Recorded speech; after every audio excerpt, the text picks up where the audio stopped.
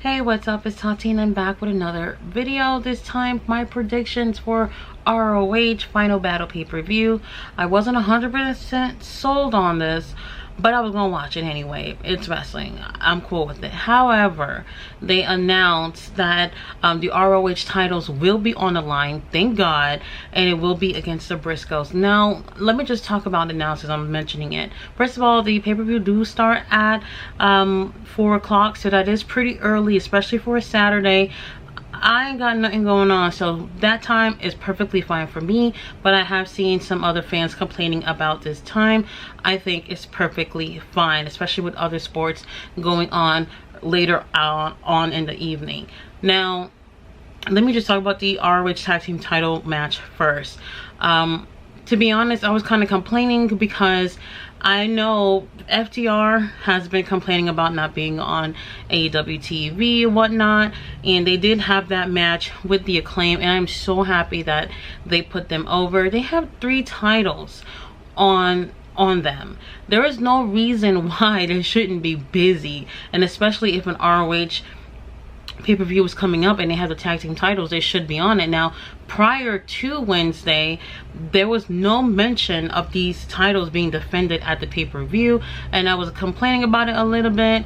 And then finally, how they end up announcing it was the Ass Boys at the end of the main event on Dynamite.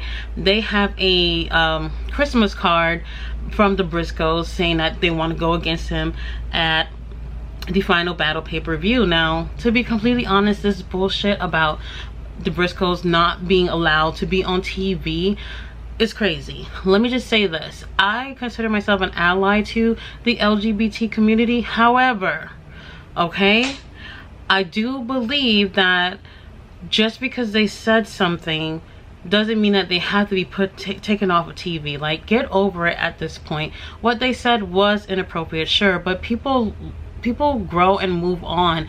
How long are they going to be held accountable for some comments that they've made? You know, like me, I'm a black person. I face plenty prejudice in my life, but I'm not going to sit here and just be mad about it my whole life. They said what they said and they actually apologized. Whether they meant it or not, I don't know. I don't care. Put these boys on TV. They absolutely deserve to be on TV, and they're really great wrestlers and great entertainers, and AEW would benefit if they had them boys on TV every so often. So hopefully that do change later on. But anyway, this is a double dog collar match where I guess everyone have a dog collar, and it has the chain and all that stuff. It looks lovely to me. To be completely honest, I really want to see FTR drop these titles and just move the fuck on. I'm cool with them having a really nice year and all that stuff, but I'm over it. I hope that the Briscoes end up winning this match. This is definitely going to be the best match on the card, and they've done it twice before. The third time's a charm. So Briscoes, I hope they win this. They need it. Now on to the Pure Championship. Now, Daniel Garcia, Wheeler Yuta, yes, we've seen it twice before. This is the third matchup, so it's been a back and forth thing. Me personally, I hate the hot potato thing where they go back and forth with these titles. And to be completely honest, I do think that these past few months, both Wheeler and Daniel have proven themselves to be great entertainers, great wrestlers. However, the whole Jericho Society, Blackpool Combat Club thing is getting a little old and stale for me. I kind of wish they would drop this whole storyline already. Unfortunately, they won't, especially with Claudio. If he loses his match against Chris Jericho, then he'll have to be part of the Jericho Appreciation Society, and Lord, I cannot handle that if that's the case. I don't mind change, but I'm just annoyed with the whole thing already. So with this match, I really would love to see Wheeler Yuta win this, but for some reason I wouldn't be surprised if they just kept it on Daniel. Like I said, I don't like the whole hot potato thing, so either one of these guys winning is fine with me. To me, it's based on how they keep going with the storyline with Jericho Appreciation Society, which I'm over it. I'm absolutely over it. Now we do have Chris Jericho versus Claudio for the championship, and whoever loses, well, I'm sorry, let me just say this. If Claudio loses, he'll have to be part of Jericho Appreciate Society. How that would change things, that would definitely be very different for him to be part of their faction. However, I don't think it would be a good fit for Claudio. You know, coming from WWE and probably just really trying to make the best out of his career, because I don't think WWE utilized him in the best way possible that they could have used him. He's a tremendous athlete and they dropped the ball on him. So I don't want to see them, you know, playing around with Claudio. Like, just, he either gets a title or just remove that stipulation. Obviously it's too late for that, so I'm hoping Claudio ends up winning this, because to be completely honest with you, Chris Jericho being ROH champion doesn't really do anything. And when he says he's the best ROH championship best ROH champion ever, you can't even really believe that. So give it to Claudio. I hope they're doing something big with ROH in 2023. They need to come up with something, because these pay-per-views every few months and storylines here and there during AEW is not really cutting it. So I hope Claudio ends up taking the win for this title. Now we got Athena versus Mercedes Martinez. Now for this match, to be completely honest, I think the better choice, if I were to be a booker, I would definitely choose Athena to win this match, especially since she's more active in the AEW roster. We have hardly seen Mercedes, you know, these past few months, here and there. The last time was like, what, maybe last week or earlier this week on Dark or Elevation, and it's hardly memorable. So they've been building up Athena to, you know, be heel. She's already turned heel, and to keep the momentum going, she should win this title. And like I said, you see her more often on TV. They'll definitely be able to do something with that, and with her winning the title and them keeping her on TV, like on Dynamite or on Rampage, this also give a spotlight to other ladies who are part of the AEW roster, to be on TV, to go against Athena, even though they wouldn't win or whatnot. She would be the better choice out of these two. Now, a lot of people were like, this is just so random. To be completely honest, it's not. They feuded before.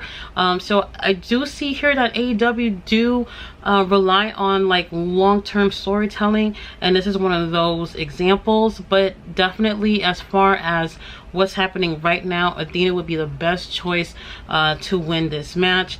And I'm looking forward to see what she does with this, because people have been complaining about her wrestling since she's been in AEW. Honestly, people are just looking for whatever it is to complain about. But I do think they're going to give us a really great match, and this is the only ladies that are going to be on the card. So I'm rooting for them, and I do hope Athena ends up taking this title. On to the ROH World TV title. Now, Samoa Joe, he got 2 titles on him, including the TNT Championship.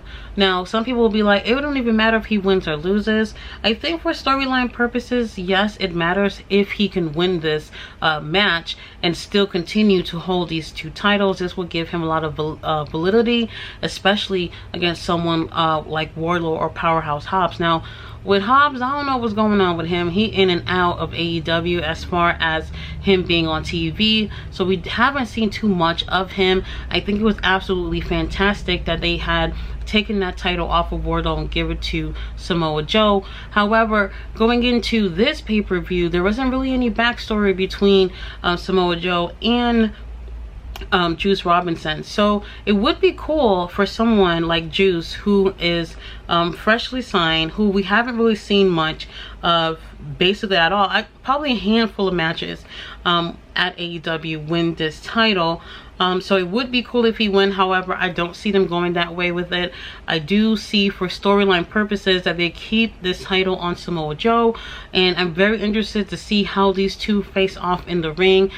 This will probably be one of the best matches of the night. I'm hoping so. But definitely Samoa Joe is going to leave the pay-per-view with both titles on.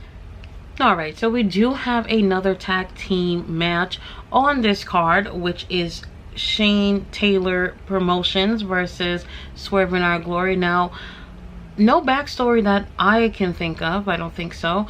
However, with Swerve in Our Glory having issues, especially after the Full Gear pay-per-view, where we actually had Keith Lee up and leave during the match because he's like so tired of Swerve's bullshit.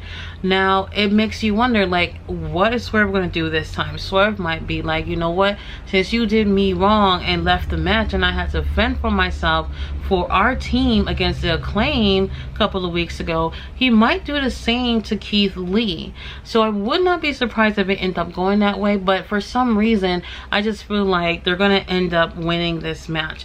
But I definitely see, I don't want to say, you know, Swerve being, you know, heel or anything like that, because he technically is at this point. So would Keith Lee be expecting that Swerve might swerve him or whatnot? Definitely, I think he's gonna keep that in mind, but I wouldn't be surprised if that does end up happening. And even if it did happen and Swerve left him hanging in that ring, definitely can see Keith Lee, you know, holding his own in the ring and possibly even taking the win for the team. So this one is you know, a little difficult to decide, but I really do see them taking the win for Swerve in Our Glory. Now on to the ROH six-man tag team championships. Now right off the gate, I'm just gonna say this: Gates of Agony and Brian Cage need to win this one. This is definitely the time they need to be changing hands. Now I have no issues with Dalton Castle and the boys. I actually think they're actually pretty awesome.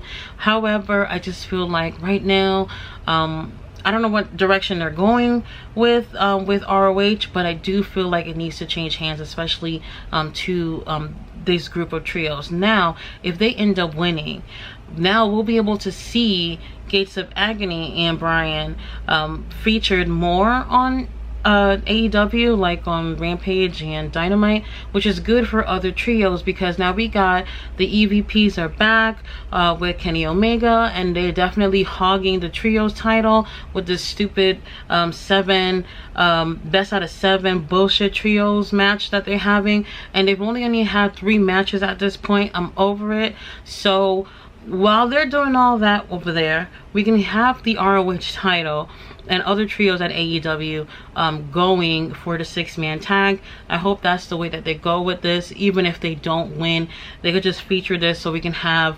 other trios come out in the spotlight. I'm just so over this whole elite shit. Like, this just doesn't even make sense at this point.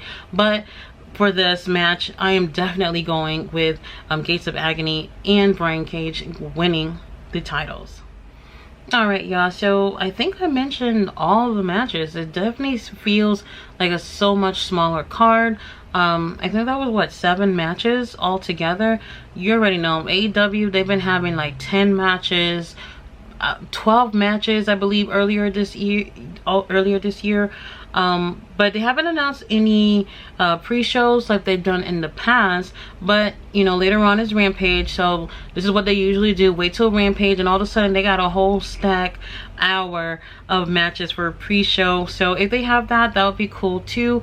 I don't got no problem with that. As long as there's some wrestling to enjoy, I'm cool with that. So join me tomorrow night after the pay-per-view and we can go over the results and you can see how wrong I was about everything. Bye.